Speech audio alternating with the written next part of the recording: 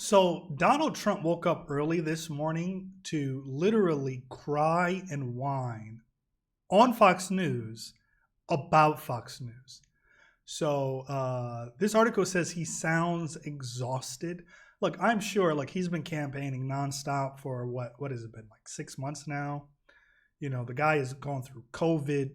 He's seen his entire White House get infected with COVID.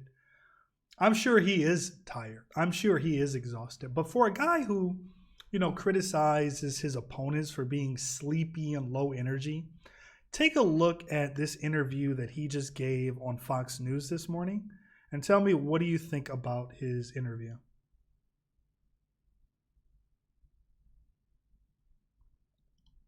Here it is right here.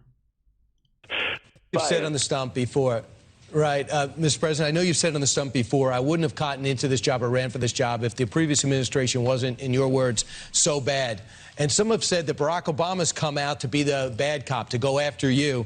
One of the things he said last night was he's going around spreading COVID like he's a carrier because he cares more about having these big crowds than he does keeping people safe. Now, right there, it is very interesting that they kind of asked Donald Trump that question. I mean, they actually spelled out what Obama had to say. No, it does actually seem like Fox and Friends is taking a shot at Donald Trump. But what President Obama said was true. He is going around spreading. I mean, it seems to me like he's intentionally trying to give his own supporters COVID. 3 separate times, right? He bussed in supporters and then just left them there in the cold. He did it in 3 different states, 3 different times. Not 1 time, not 2 times, but 3 times. Okay, now let's look at how Trump responds to this question by Fox and Friends. Do you want to respond to the former president? Well, fortunately, he's drawing flies. He's not getting anybody to go listen to him too much. Actually, that's not really true. Actually, it seems to me like President Obama is more popular than Biden, but that's a whole other subject.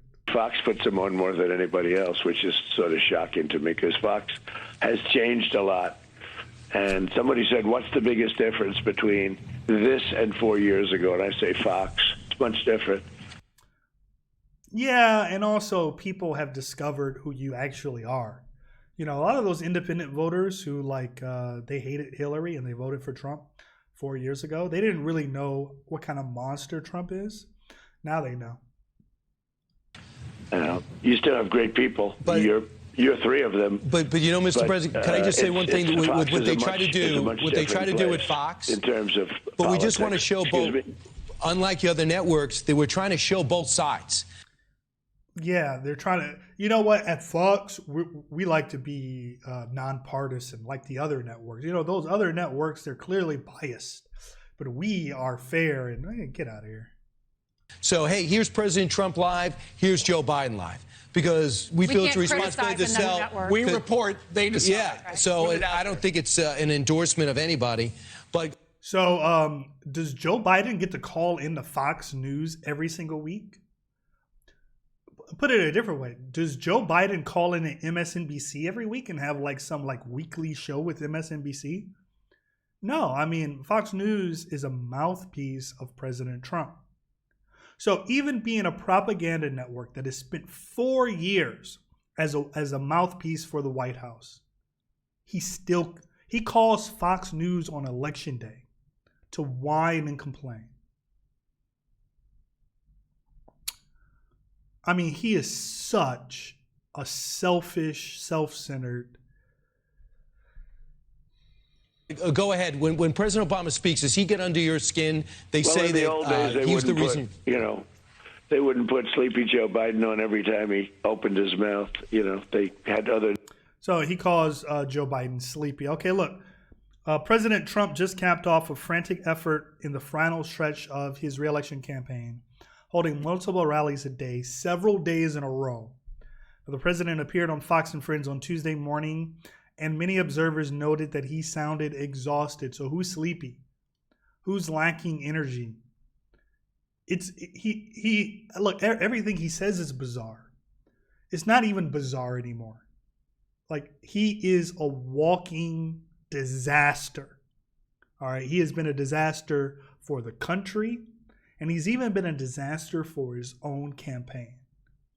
And by the end of the day, we will have finally rid ourselves of this monster.